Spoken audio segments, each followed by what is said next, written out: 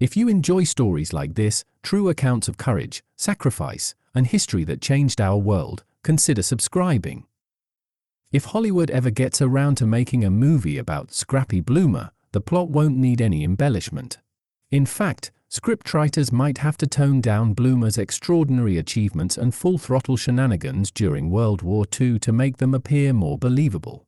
But such is the true-life story of a tougher-than-a-coffin-nail fighter pilot who came to be known as the fastest ace in the West. Laurence Elroy Blumer was born May 31, 1917, to Paul and Geoline Blumer in Wolcott, North Dakota. Like many immigrants who settled in the area, his maternal ancestors hailed from Norway, and undoubtedly passed down an adventurous Viking spirit to young Larry, his first of many nicknames. Growing up in the rural Midwest, he learned to hunt and fish while developing sharp hand-eye coordination that would later serve him well 5,000 miles from home. He was a student at Kindred High School, naturally, the Vikings, where he excelled in basketball and track. After graduating in 1936, he spent a couple of years working in carpentry and construction before enrolling at Concordia College in Moorhead, Minnesota. America's entry into World War II saw the Blumers relocate to the Pacific Northwest, where Paul found work at a munitions plant in Puyallup, Washington. Meanwhile, Larry enlisted in the Army Air Corps in March 1942 and learned to fly at Myra Loma in Oxnard, California. Next, he earned his wings at Luke Field, near Phoenix, and then reported to Marysville Cantonment, a large military garrison in Yuba County in Northern California. Although his time there was brief, the repercussions would last a lifetime. Blumer posted to the 393rd Squadron of the 367th Fighter Group, an assignment that punched his ticket to the European Theatre of Operations and an eventual showdown with the Luftwaffe. But before shipping off to Europe, he received an indelible nickname befitting his fiery demeanor. As the story goes, he had been at a party on the base when he got into a fight with several Marines. The next morning, his commanding officer, who had witnessed the brawl, summoned the North Dakotan to his office. But instead of reprimanding him, the CO praised Blumer for holding his own against two of the Marines in the dust-up, thus forever branding him Scrappy. The 367th FG had 3 squadrons, the 392nd, 393rd, and 394th, and they trained in Bell P-39D Airacobras at bases in the San Francisco Bay Area. Additionally, they had bombing and gunnery instruction in Tonopah, Nevada, where Blumer decided to expand target practice to the nearby town of Mena. "We were taking a bead on everything, it didn't make no difference," Blumer recalled. "I was about 20 feet off the ground coming through town, pulled the trigger, and had about 7 shells left. Right through the water tower." After hightailing it back to the base, he grabbed a bucket of paint and altered the nose and tail of his airplane to cover his tracks. As the war dragged on, it created an increasing demand for replacement pilots, including those of the 367th. The group finally departed for Europe from New York Harbor on March 26, 1944, for an 11-day convoy to Britain. The 367th shipped aboard the transport ship SS Duchess of Bedford, a former Canadian Pacific liner drafted into wartime service and dubbed the Drunken Duchess for the way it wallowed through heavy seas. The fighter group, now under Lieutenant Colonel Charles M. Young, eventually arrived at USAF Station AAF for 52 on England's southern coast. The build-up for the D-Day invasion of Normandy was in full swing, and security prevented the pilots from providing people back home with the base's geographical location at a place called Stony Cross. Once they arrived, the pilots, having trained exclusively on single-engine airplanes, expected to find North American P-51 Mustangs waiting for them. Instead, they were greeted by rows of twin-engine Lockheed P-38 Lightnings. The curveball required several weeks of training and familiarization before the men could finally take a whack at the enemy in their new airplanes. In an August 1943 issue, Life magazine reported that the Germans called the P-38 Der Gabelschwanz-Teufel, fork-tailed devil, and for good reason. The fast, versatile Lightning had been designed primarily as a fighter but could also carry 2 2,000-pound bombs. Although mostly remembered for its role in the Pacific, where P38 pilots ambushed and shot down Japanese Admiral Isoroku Yamamoto on April 18, 1943, and was the aircraft flown by America's highest-scoring ace of World War II, Major Richard Bong. For all of his 40 victories, the unique aircraft saw extensive action throughout the war in ground attacks, photo reconnaissance missions, and as a long-range escort. It was powered by a pair of turbo-supercharged 1,600 horsepower engines with counter-rotating propellers. A central pod between its twin booms contained the cockpit and nose-mounted armament of a 50 caliber M2 Browning machine guns and a 20 mm Hispano cannon. The technologically advanced fighter did suffer from various teething issues, but its potent arsenal made sure the Lightning packed more punch than most other fighters, and it was especially lethal in the hands of a crack shot like Blumer. As part of the 9th Air Force, commanded by Lieutenant General Louis Brereton, the 367th entered combat for the first time on May 9, 1944. The group initially carried out fighter sweeps over western France before serving as bomber escorts on D-Day, June 6. These air umbrella missions continued into the second week of June, followed by fighter-bomber campaigns in response to the enemy reinforcements scrambling to reach Normandy. On June 22, the unit took part in a large-scale attack on the Cotentin Peninsula, where German ground forces maintained a perimeter defense around the fortress city of Cherbourg. The deep water port had become critically important to the Allies due to recent storm damage to the invasion beachheads. Capturing the ancient harbor would come at a steep price. By the end of the first day, the 367th lost 7 pilots and suffered extensive damage to most of its airplanes, grounding all 3 squadrons for several days. The airmen adopted the moniker the Dynamite Gang, a tribute to an air traffic controller named Dynamite Donovan who guided scores of wounded warplanes safely back home. After a brief move from Stony Cross to nearby RAF Ibsley, the fighter group relocated to the Advanced Landing Grounds, ALGs, in France. Their makeshift air base, located next to the small village of Cretville, ALG-14, featured steel plank runways, Spartan accommodations, and a steady diet of C and K rations. If choking down ham and lima beans wasn't bad enough, the men also frequently endured assaults by pesky yellow jackets during chow time. Appropriately, Blumer christened all of his mounts Scrap Iron, and also added a painting of a naked woman with the word censored bannered across her. He lost 3 P-38s during his first 4 months of combat, which included a particularly harrowing bombing mission over German-occupied territory near Caen. Blumer recalled the incident in an Army press release. "I was flying at about 6,000 feet when I began to notice the rest of my flight taking evasive action to avoid the flak," he said. "I began to veer my plane around when a machine gun bullet passed through the cockpit floor, passed through my outstretched legs, and went right through the canopy. I decided to get the hell out of there in a hurry." After bailing out of the burning Scrap Iron 3, Blumer tried to dodge machine gun fire while helplessly dangling from his parachute.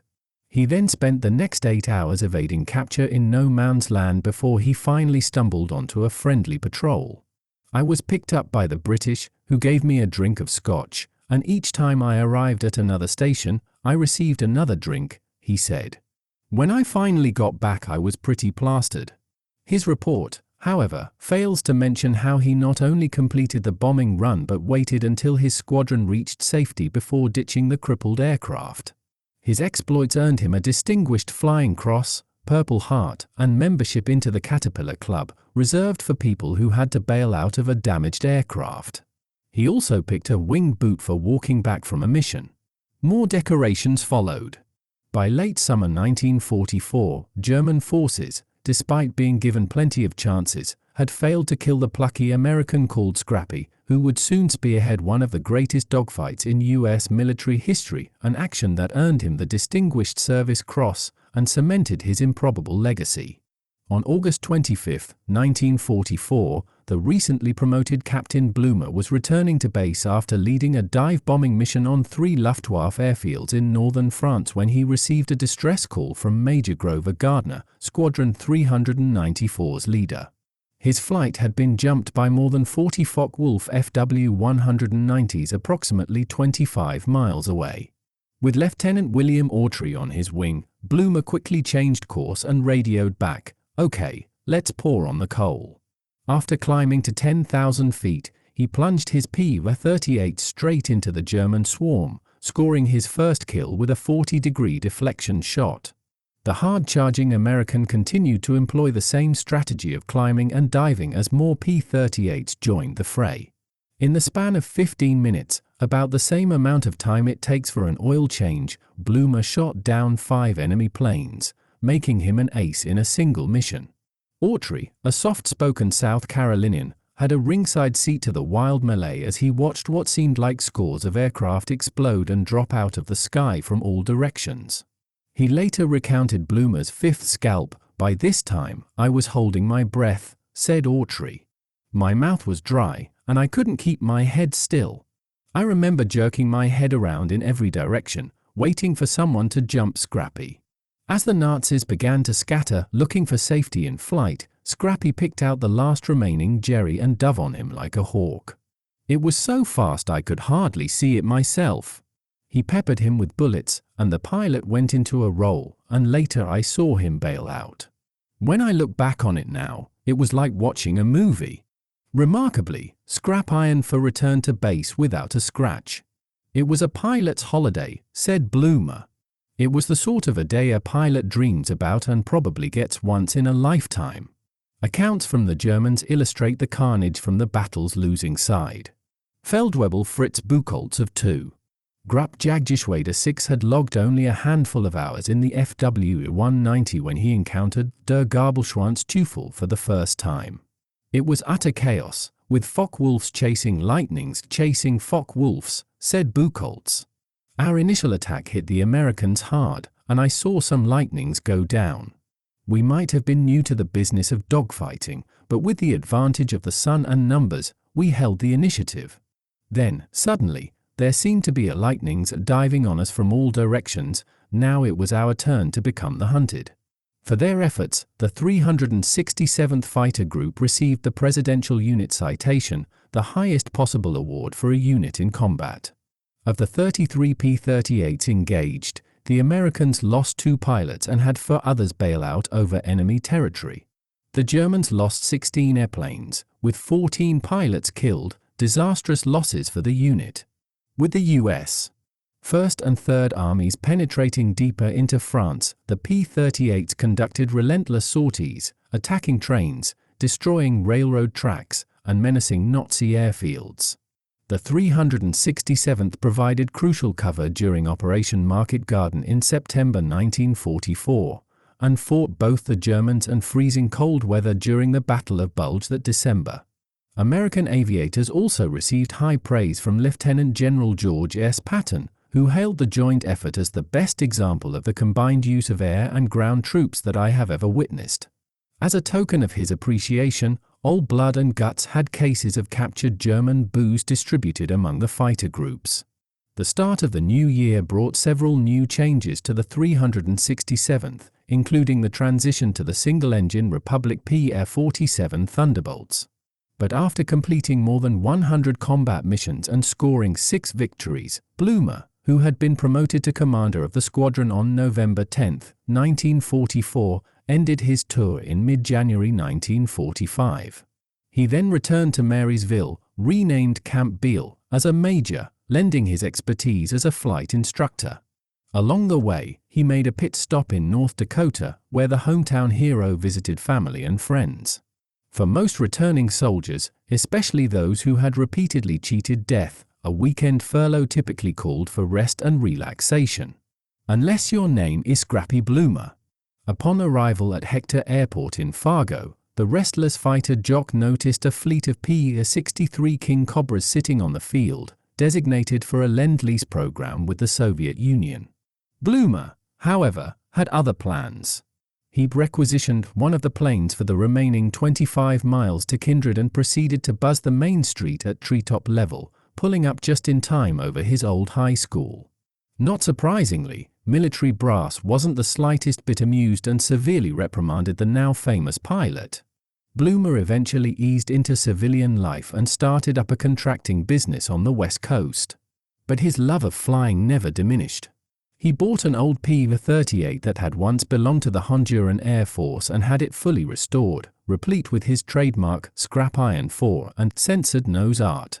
He flew the celebrated fighter at air shows around the country and, per his custom, could usually be found chomping on a cigar with 5 more in his shirt pocket. As the years marched on, members of the 367th would occasionally gather at reunions, where conversation invariably turned to stories involving Scrappy, such as the time he clipped a telephone pole after strafing a train and returned to base with communication lines wrapped around the wings, or the one about a French gal he took for a ride during a bombing run. Or was she English? No matter. Regardless of the fuzzy details or seemingly impossible odds, they could always agree on one undeniable truth: anything was possible with the man once dubbed the scourge of the Luftwaffe. Records show that Blumer received 28 decorations for his actions in World War II. The wide range of awards includes a Silver Star, Air Medal with 22 oak leaf clusters, Belgian Croix de Guerre, and a Point for 5 Pistol Expert badge. In 1996, U.S. Representative Peter DeFaccio of Oregon presented Blumer with a collection of his medals that had been previously lost or stolen over the years. When asked by a reporter about his thoughts on the ceremony, he tearfully replied, "I think of all my buddies we lost getting them." At age 80, having lived a full life, and a sometimes tumultuous personal one that included 4 marriages, Blumer passed away from leukemia in Springfield, Oregon, on October 23, 1997. He was buried with military honors at Woodbine Cemetery in Puyallup, Washington.